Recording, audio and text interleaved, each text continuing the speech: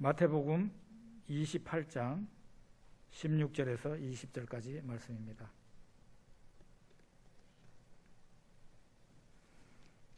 우리 같이 읽어보겠습니다. 11 제자가 갈릴리에 가서 예수께서 지시하신 산에 이르러 예수를 배웁고 경배하나 아직도 의심하는 사람들이 있더라. 예수께서 나와 말씀하여 이르시되 하늘과 땅의 모든 권세를 내게 주셨으니 그러므로 너희는 가서 모든 민족을 제자로 삼아 아버지와 아들과 성령의 이름으로 세례를 베풀고 내가 너희에게 분부한 모든 것을 가르쳐 지키게 하라. 볼지어다 내가 세상 끝날까지 너희와 항상 함께 있으리라 하시니라. 아멘.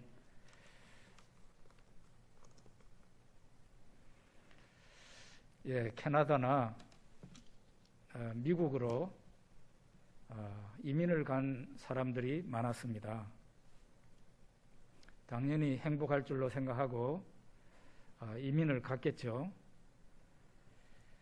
그런데 그분들 가운데 많은 사람들이 지금 한국으로 돌아오기를 원하고 또 후회까지 한다는 말을 전해 들었습니다.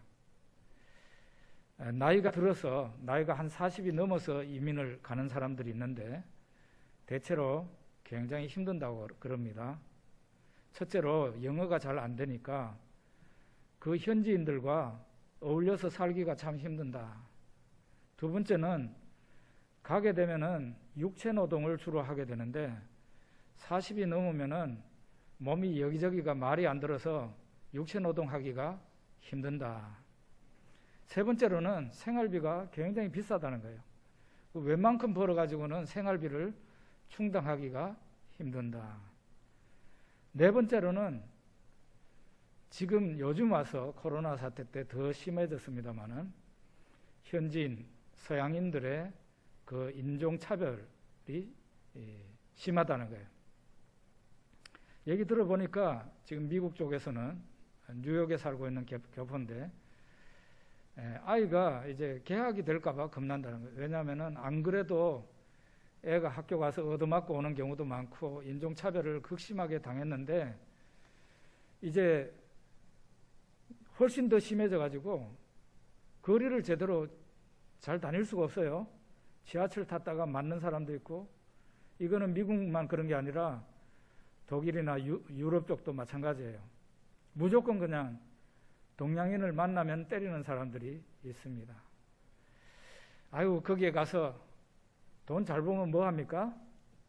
인종차별 당하고 그러는 것보다는 내 땅에서 편안하게 말 잘 통하는 사람들하고 같이 사는 게 훨씬 좋다는 생각이 많이 들었습니다.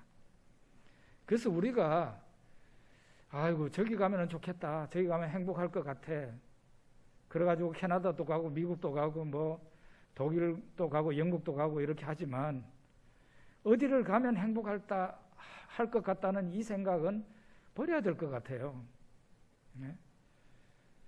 중요한 것은 하나님을 잘 믿는 사람은 하나님께 복이 있으니까요. 그 복이 그 사람이 어디를 가든지 관계가 없어요.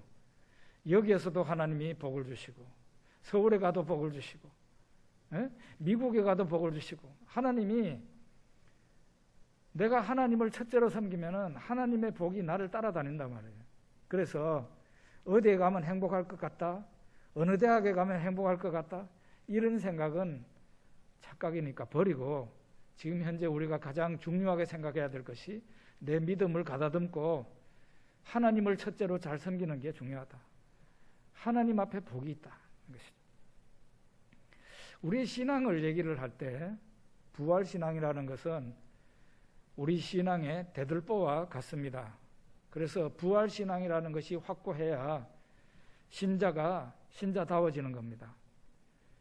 자, 우리가 예수 그리스도의 부활을 확신하고 나의 부활을 확신하게 되면 어떤 일이 일어나는가? 우리가 마태복음 28장을 쭉 읽어보면 제자들에게 어떤 일이 일어났는지 알 수 있고, 사도행전을 읽어보면 제자들에게 어떤 일이 일어났는지 알 수가 있습니다. 예수님 제자들에게 일어난 그 일이 부활을 믿는 오늘날의 성도들에게 그대로 일어날 수 있습니다. 많은 것이 있지만 그 중에 하나가 죽음을 절대 두려워하지 않습니다. 예수님을 죽인 사람들이 제자들만 남아있는데 제자들을 감옥에 가두고 때리고 심지어는 죽이기도 하고 그렇게 하면서 복음을 막았습니다. 그때 제자들이 어땠죠? 베드로와 제자들이 어떤 태도를 보였습니까? 너희들 말 듣는 것보다 하나님 말씀 듣는 것이 더 옳다 이러면서 감옥에 가두고 매를 때리고 그렇게 해도 제자들은 전혀 두려워하지 않고 그때부터 예수 그리스도의 증인된 삶을 살아갔습니다. 왜 두려워하지 않았죠? 예수님 부활하셨는데 뭐가 무섭냐? 예수님 부활하신 것처럼 나도 장차 부활할 텐데 너희들이 죽여도 나는 다시 살아난다 하는 그 신앙이 있었던 것입니다. 오늘 이 마태복음 28장은 예수 그리스도의 부활을 다루고 있는 장입니다. 예수 그리스도의 부활은 어쩌면 너무 당연한 거예요. 예수 그리스도의 부활은 당연하다. 세 가지 이유입니다. 첫째로는 그가 하나님이시기 때문에 너무 당연한 거죠. 부활한다는 게. 두 번째로는 성경이 말합니다. 그가 의인이었기 때문에 부활하는 게 당연하다. 세 번째로는 역설적이게도 그가 인간이기 때문에 부활하는 게 너무 당연하다. 하나님이시기 때문에 예수님의 부활은 일어날 수밖에 없다는 것이에요. 우리가 요한복음 10장 18절 한번 봅시다. 요한복음 10장 18절 이를 내게서 빼앗는 자가 있는 것이 아니라 내가 스스로 버리노라. 나는 버릴 권세도 있고 다시 얻을 권세도 있으니 이 계명은 내 아버지에게서 받았노라 하시니라. 하나님에게 생명이 있죠. 하나님은 모든 생명의 원천이에요. 하나님에게 생명이 있고 하나님이 생명을 주면 그 대상이 생명을 얻게 되는 거죠. 이 생명의 원천이신 하나님이 죽고 영원히 죽은 상태로 있다? 그 말도 안 되는 거예요. 하나님이 잠시 자기의 생명을 유보하고 죽음 속에 들어간다고 할지라도 그거는 잠시이지 죽음이 그 하나님을 영원히 붙들어 놓을 수가 없는 거죠. 예수님이 하나님이라는 이 사실을 가장 강력하게 증거하는 게 바로 예수 그리스도의 부활이에요. 예수님은 자신이 목숨을 버릴 권세도 있고 다시 얻을 권세도 있다. 이렇게 말씀하시죠. 두 번째로는 예수님, 성경에서 그렇게 말해요. 예수님이 의인이기 때문에 하나님이 그를 다시 살리셨다. 그렇게 말을 합니다. 사도행전 3장 14, 15절 한번 읽어봅시다. 너희가 거룩하고 의로운 일을 거부하고 도리어 살인한 사람을 놓아주기를 구하여 생명의 주를 죽였도다. 그러나 하나님이 죽은 자 가운데서 그를 살리셨으니 우리가 이 일의 증인이라. 베드로가 오순절날 성령의 은혜를 받고 모인 무리 가운데 예수 그리스도의 부활을 말하면서 하나님께서 너희들은 살인한 사람을 놓아주고 그 의인 예수 그리스도를 죽였다는 거예요. 그러나 하나님이 그를 다시 살리셨다는 거예요. 이 말이 무슨 뜻인가 하면은 예수님이 죄인이었으면은 예수님이 살아날 수가 없다는 거예요. 그런데 예수님이 죄가 없다는 것을 하나님께서 증명하시기 위해 그를 다시 살려내셨다는 거예요. 그래서 예수님의 부활은 예수님이 죄인이 아니라 의인이라는 것을 드러낸다는 겁니다. 세 번째, 예수님은 당연히 부활하셔야 되는데 그 이유가 상당히 역설적이게도 그가 사람이기 때문에 부활할 수밖에 없다. 그렇게 말하는 성경이 있어요.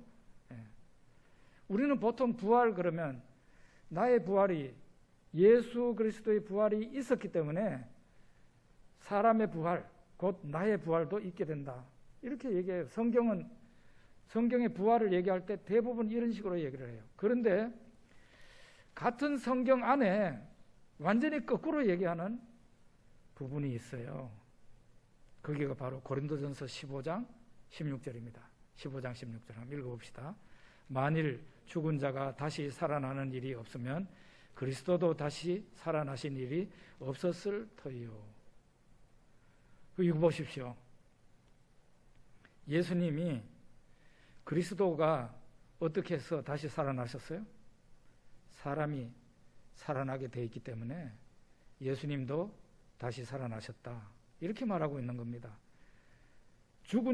만일 죽은 자가 다시 살아나는 일이, 그런 일이 없으면 예수님도 다시 안 살아났다는 거예요.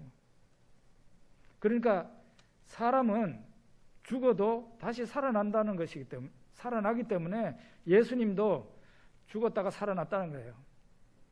역설적입니다.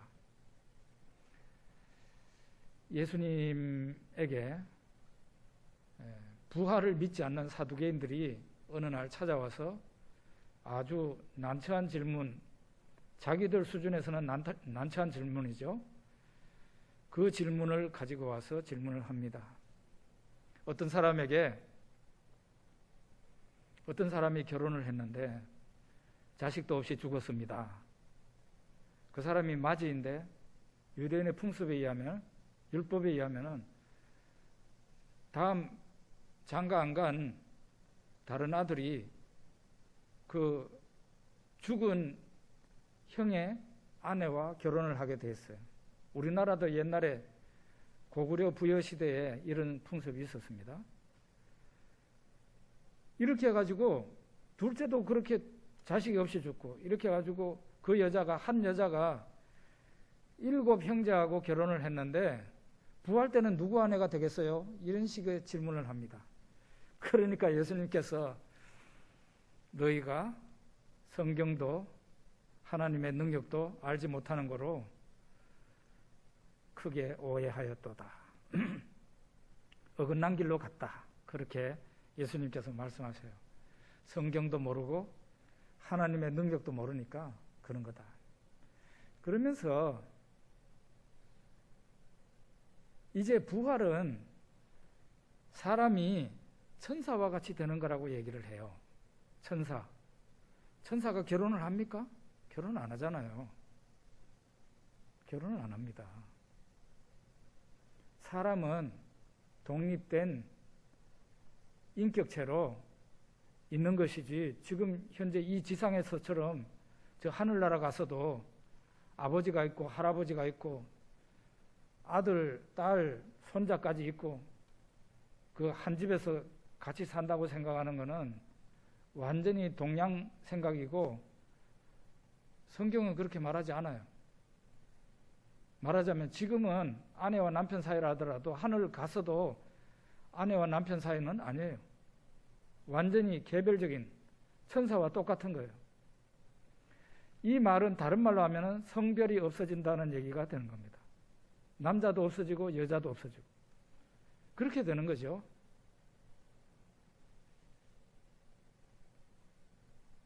예수님이 이렇게 말을 하면서 출애굽기 3장에 하나님이 모세에게 나타나셔서 나는 아브라함의 하나님이요 이삭의 하나님이요 야곱의 하나님이다 하는 그 말씀을 끄집어내서 하나님은 죽은 자의 하나님이 아니라 살아있는 자의 하나님이다 이렇게 말을 하는데요. 무슨 뜻입니까?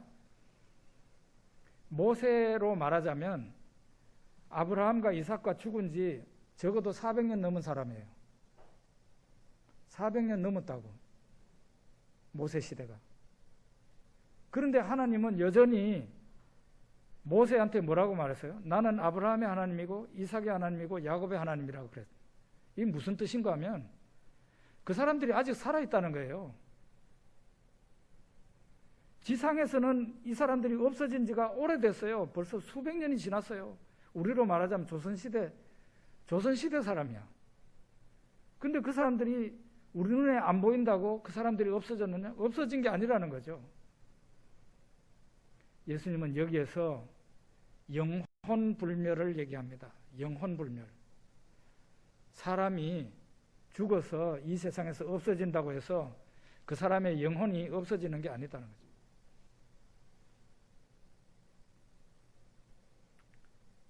거죠. 저는 목사로서 돌아가시는 광경을 성도가 돌아가실 때 목격하는 경우도 들어 있습니다. 근데 저희 아버지 같은 경우는 아주 생생하게 볼 수가 있었어요. 요즘은 다 돌아가실 때가 되면은 심장 박동 그게 기계가 앞에 다 있잖아요. 가족들이 다 볼 수 있잖아요. 심장 박동이 있을 때는 계속 이렇게 올라갔다 내려갔다 파도가 치지 않습니까?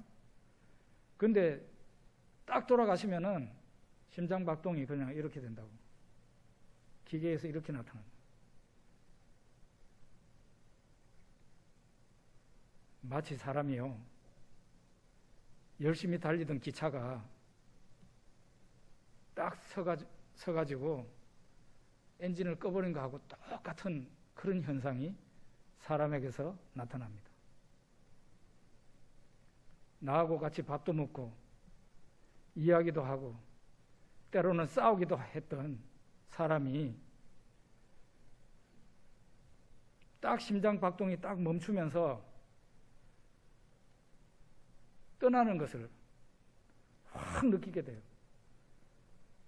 지금까지 사용했던 그 육체를 떠나서 이 사람이 순식간에 호련히 영혼이 떠나는 거죠.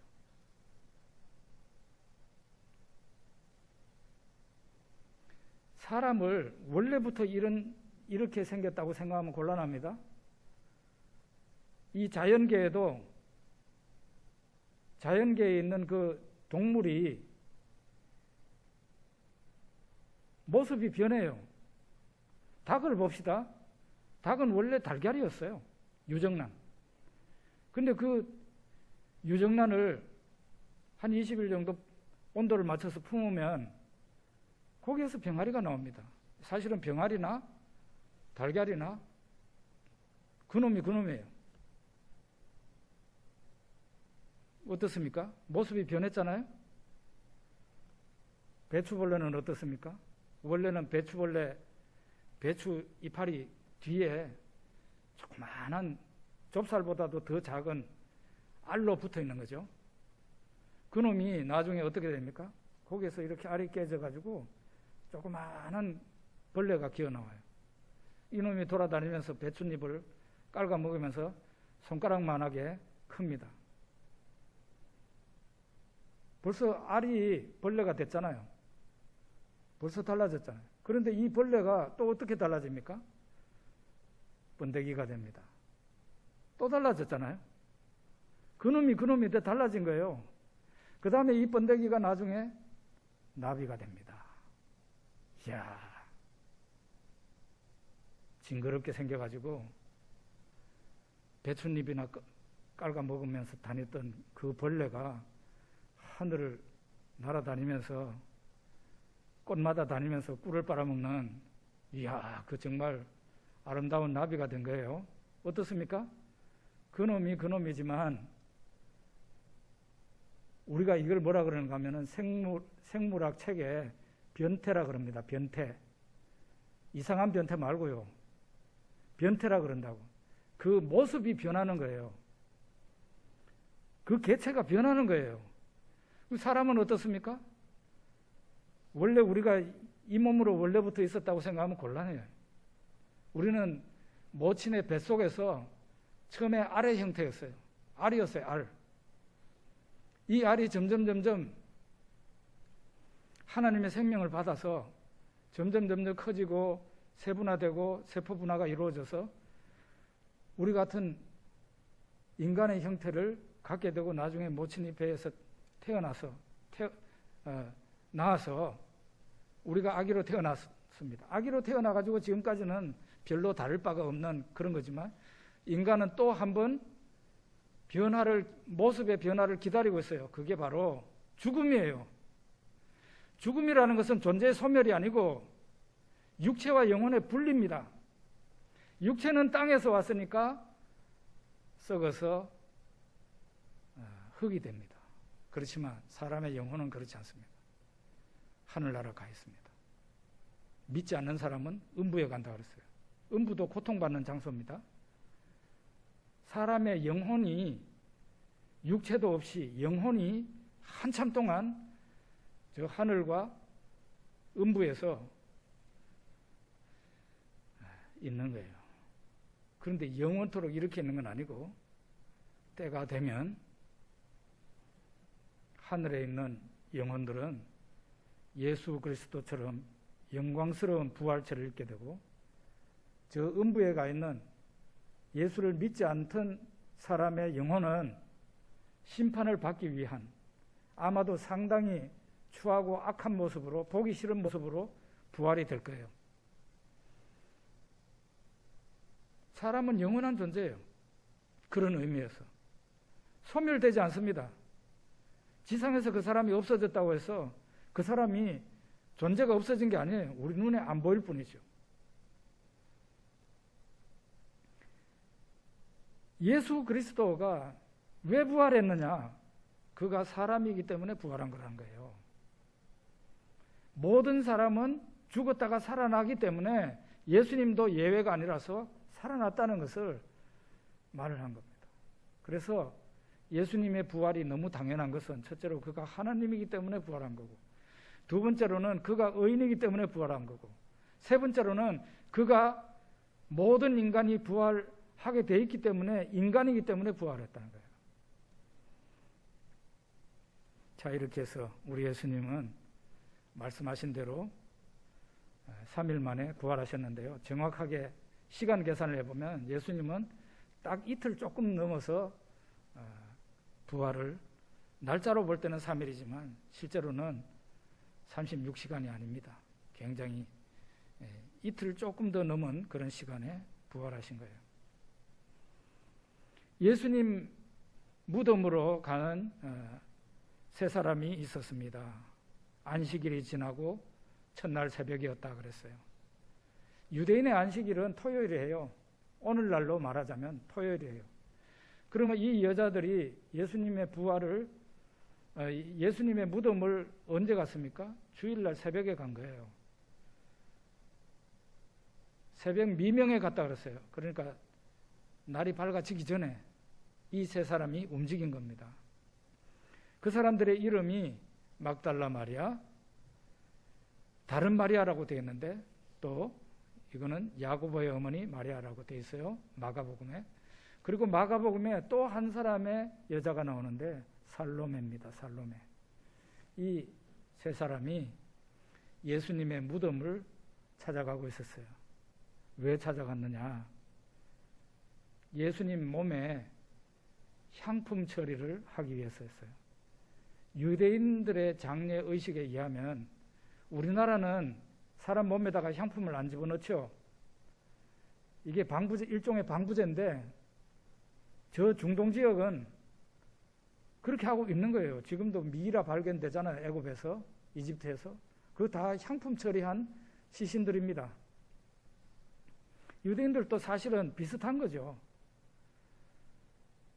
이 세 사람이 예수님의 무덤을 찾아간 이유는 시신에다가 충분한 향품을 집어넣기 위해서였어요. 아마도 예수님이 유대인의 장례법에 충실하게 제대로 된 이 장례 의식을 치르지 못했다고 생각을 한 거죠. 뭔가 부족하다고 느꼈기 때문에 이 여자들이 찾아서 간 겁니다. 가면서 걱정합니다. 누가 그 무덤에 큰 돌을 굴려내 줄 것인가 걱정하면서 갑니다. 그런데 그 무덤에 막상 가까이 가니까 지진이 나면서 하늘에서 천사가 내려와서 그 무덤에 큰 돌을 굴러내버립니다. 그리고 그 위에 천사가 앉아 있습니다. 그리고 이 여자들에게 말을 합니다. 너희가 누구를 찾냐? 그는 말씀하신 대로 다시 살아나셨느니라. 제자들에게 가서 부활 소식을 말하고 갈릴리에서 말씀하신 대로 갈릴리에서 배우리라 하라. 이 여자들 셋이가 죽은 예수님의 시신을 보러 갔는데 놀랍게도 예수님의 부활 소식을 듣게 됩니다. 얼마나 무서웠겠어요? 그래서 천사의 말대로 제자들에게 이 소식을 알리려고 달려가는데 그 도중에 예수님께서 이 세 여자를 만나게 됩니다. 거기에 보면은 마태복음 28장 9절에서 10절 한번 같이 읽어봅시다. 예수께서 그들을 만나 이르시되 평안하냐 하시거늘 여자들이 나아가 그 발을 붙들고 경배하니 이에 예수께서 이르시되 무서워하지 말라 가서 내 형제들에게 갈릴리로 가라 하라 거기서 나를 보리라 하시니라. 여기 보면은 어떤 사람이 예수님의 부활하신 예수님을 맨 처음 만났어요? 이 세 사람이에요. 막달라 마리아, 야고보의 어머니 마리아, 그리고 살로메. 이 세 사람이에요. 이 세 사람이 예수님의 무덤을 찾아갔는데 부활하신 예수님을 만나러 간 게 아니고 예수님의 시체를 보고 그 시체에 장례법대로 제대로 된 향품을 더 집어넣기 위해서, 더 향품을 바르기 위해서 가고 있었던 거예요. 그러니까 이 세 사람의 믿음은 굉장히 모순이 되어 있어요. 아주 모순이 있는 믿음이에요. 예수님이 부활하신다고 말씀을 하셨으면 부활하신 예수님을 만나기 위해서 가야 되는데 그게 아니고 부활을 하리라고는 꿈에도 생각을 못하고 그거는 아예 생각이 없는 거죠. 그리고 죽은 그 예수님의 시체를 향품 처리를 하기 위해서 가고 있었다는 거죠. 저는 이 부분을 보면서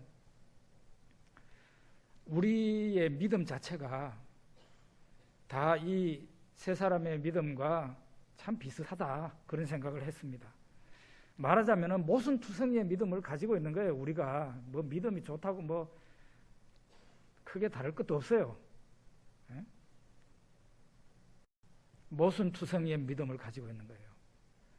예수님을 부활하신 예수님을 찾으러 가야 그게 정상적인 믿음인데 그게 아니고 부활이라는 것은 생각도 못하고 예수님의 시신을 죽은 예수를 만나러 갔다는 거죠. 그런데 어떻습니까? 이 세 사람에게 어떤 일이 일어났습니까? 그 모순투성이의 믿음을 가지고 일단 예수님에게 가고 있었던 거예요. 그랬더니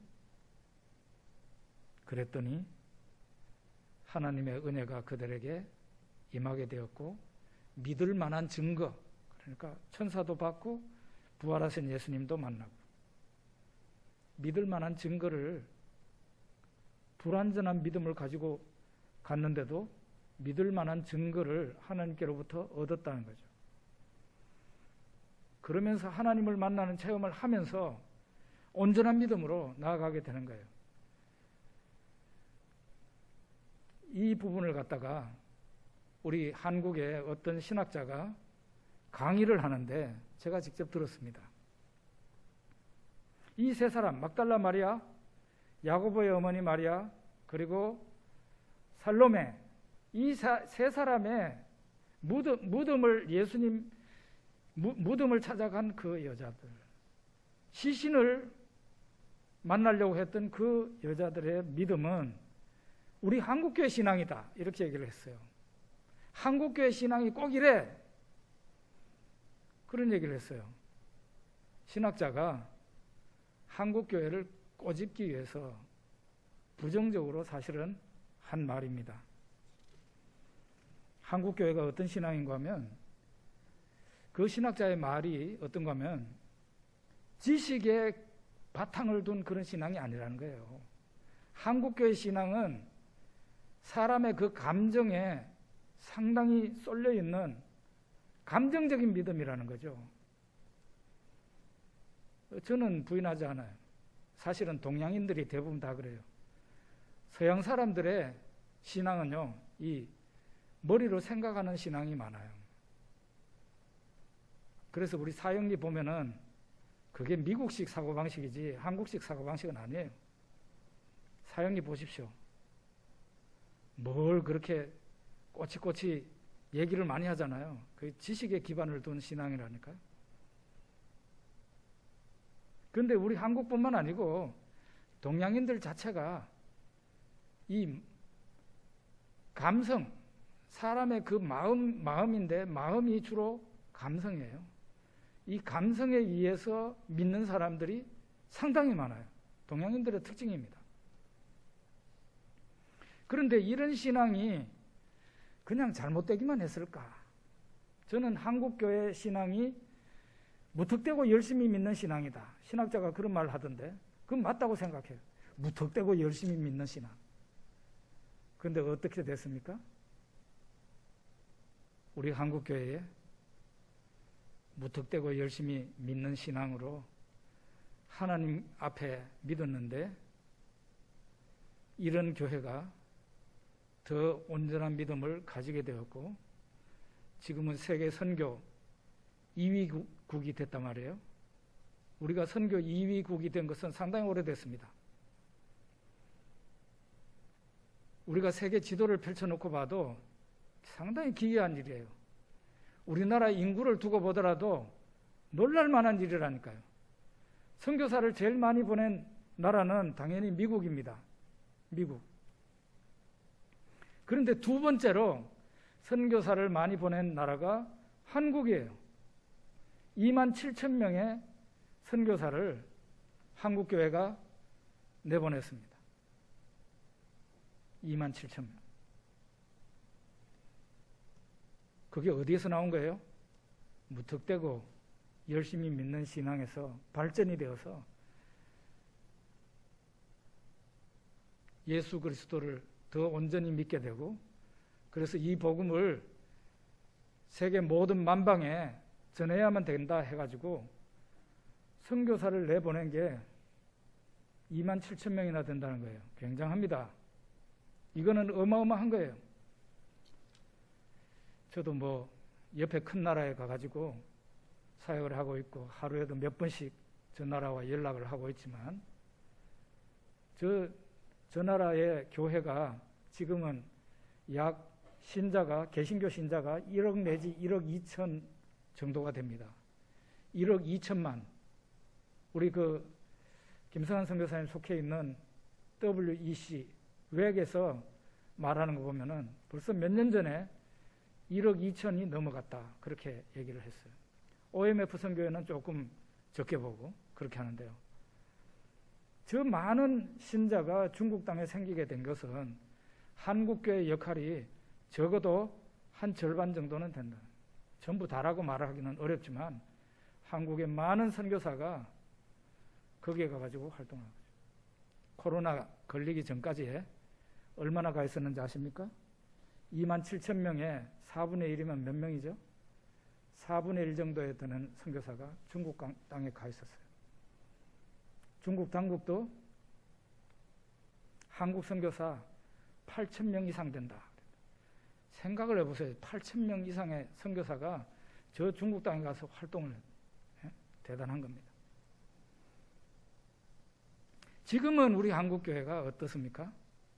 무턱대고 열심히 믿는 그 신앙이 점점 사그러지고 있어서 참 앞으로 어떻게 될 것인가 조금은 걱정이 되죠. 자, 이제 우리 마태복음 28장 18절에서 20절 한번 같이 읽어봅시다.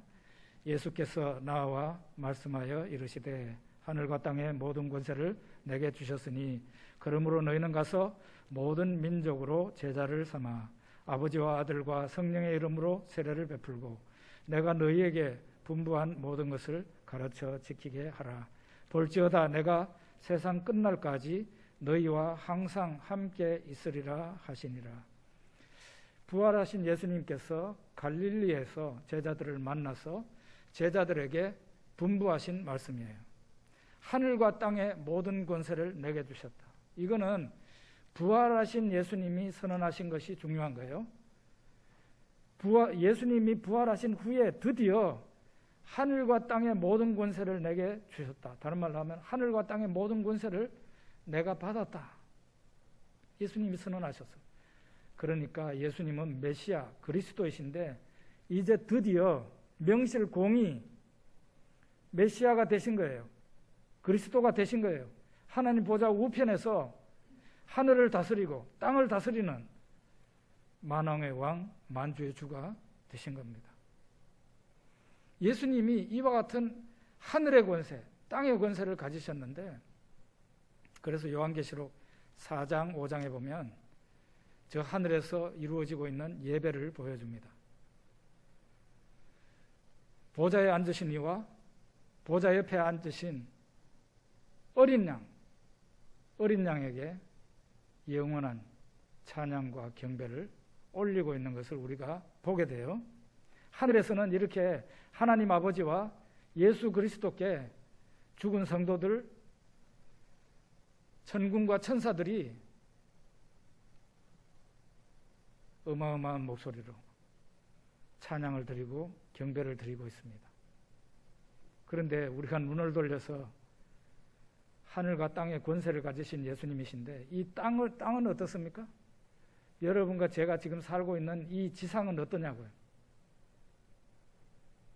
통계적으로 보면 전 세계 인구의 복음적인 신앙이라는 것은 성경에 있는 그대로 믿는 개신교 신앙이라고 말할 수 있습니다. 캐톨릭을, 그리스 정교를 복음적인 신앙이라고 말을 하지 않습니다. 개신교 교인들 가운데서도 적어도 사도신경만큼은 정확하게 믿는 신자, 그 사람들을 복음적인 신자라 그러는데 전 세계 인구의 3%가 안 됩니다. 3%가 안 돼요. 이 지상에 대부분의 사람들이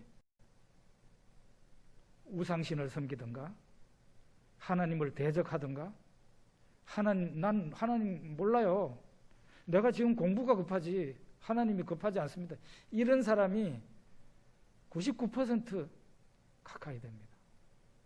여러분과 저는 너무나 하나님의 큰 축복을 받아서 이렇게 주일날 예배를 하나님 앞에 올리고 어린 양 예수님께 예배를 올리고 있습니다만은 이 세상에 살고 있는 대부분의 사람은 하나님을 등지고 있다고요. 그 사람들의 운명이 어떻게 되겠습니까? 그래서 우리가 복음을 전해야 되는 거죠. 사람들 이 세상에 나가가지고 예수 그리스도의 죽음과 십자가와 부활을 사람들한테 말하면서 예수님이 당신의 죄를 몽땅 다 사하실 준비가 다 돼 있으니까 오라고 그렇게 해야 될 책임이 우리들에게 있는 겁니다. 우리 여기 보면은 19절에 그러므로 너희는 가서 모든 민족으로 제자를 삼아 이렇게 말하고 있어요. 예수님이 명령하신 게 너희는 가서 모든 민족으로 제자를 삼아라 그랬어요. 이게 무슨 명령이에요? 지상명령이라고 그러거든요. 지상명령. 그 지상명령은 무슨 명령입니까? 구체적으로 전도의 명령이에요? 제자 삼으라는 명령이에요? 이것을 전도의 명령으로 생각을 하기 쉬운데 그러면은 잘못 보는 겁니다. 전도의 명령이 아니에요. 가서 예수님을 전하라는 게 아니고 제자로 삼으라 그랬잖아요. 제자 삼는 게 어떤 건데요? 말한다면은 그 달려 있잖아요. 아버지와 아들과 성령의 이름으로 세례를 베풀고. 예수님 제자가 되려면은 세례를 받아야 돼요. 그 말은 무슨 말인가 하면 교회의 일원이 돼야 된다 이 말입니다. 교회의 일원. 또 하나는 예수님 제자는 내가 너희에게 분부한 모든 것을 가르쳐 지키게 하라. 이게 바로 제자예요. 예수님이 나에게 분부하신 것을 지키는 것. 그 사람이 제자예요. 그러니까 오늘 이 본문을 보면은 나는 예수님을 믿습니다. 구원받았습니다. 무엇이 더 필요합니까? 이런 구원파적인 신앙은 잘못되어 있다는 걸 우리가 알 수가 있죠. 예수 믿고 구원받으면 그걸로 끝이다는 신앙은 성경이 가르치지 않아요. 오늘 이 본문이 우리에게 부활하신 예수님이 우리에게 명령하신 것은 전도하라는 게 아니고 제자를 삼으라 명령해요. 제자를 어떤 사람이 삼을 수 있어요? 제자를 삼으려면 내가 제자가 돼야 돼요. 내가 세례를 받아서 교회의 일원이 되고, 그리고 교회에서 또는 내가 성경을 읽으면서 성경 공부하면서 그 예수님 하나님이 내게 가르쳐 주신 그 말씀을 듣고 준행하는 거죠. 듣고 준행하는 사람이 제자예요. 그러면서 우리는 다른 사람을 제자로 삼아야 된다, 이 말씀을 예수님께서 지금 하고 계시는 겁니다. 볼지어다 내가 세상 끝날까지 너희와 항상 함께 있으리라. 우리가 전도하고 제자 삼는 그곳에 예수님이, 부활하신 예수님이 함께 하신다는 약속입니다. 함께 하신다는 약속이에요. 자, 오늘 우리는 이 본문에서 마태복음 28장에서 예수 그리스도의 부활이 당연히 일어나야 되는 일이었다. 그가 하나님이시기 때문이고, 그가 의인이시기 때문이고, 그가 역설적이게도 사람이기 때문에 부활하셨다는 거죠. 그러면 예수 그리스도의 이 부활을 맨 처음 제일 첫 번째로 목격한 사람은 누구였는가? 예수님의 무덤을 찾아간 세 여인인데요, 이 사람들은 매우 모순적인 믿음을 갖고 있는 사람들이었다는 거죠. 온전한 믿음이 아니었어요. 부활하신 예수를 믿고 갔어야 되는 건데 그거는 우리의 요청사항이고, 이 여자들은 죽은 예수를 만나러 가는 사람들이었습니다. 그런데 그 불완전한 믿음을 가진 자에게 하나님이 천사를 만나게 하시고 예수님이 그 사람들을, 부활하신 예수님이 만나 주셔서 완벽한 믿음으로 성장이 된 거죠. 예수님은 이렇게 해서 부활하셨고 제자들에게 너희는 가서 모든 족속으로 제자를 삼으라 우리에게 부탁하셨습니다. 우리 성안교회가 제자 삼는 일 정말 잘하는 교회가 돼야 됩니다. 믿는 사람이 많은 교회도 소중하지만 말로는 믿는다 하면서도 예수님 말씀을 안 지키는 그런 사람들 많이 끌어모아 있는 그런 교회 말고, 정말 예수님을 믿고 예수님 말씀대로 살려고 하는 그런 사람들이, 바로 그런 사람들이 제자들인데, 제자가 많은 교회가 훌륭한 교회라는 거죠. 그런 교회가 되기를 꿈꾸고 기도해야 될 것 같습니다. 아멘. 기도하겠습니다. 하나님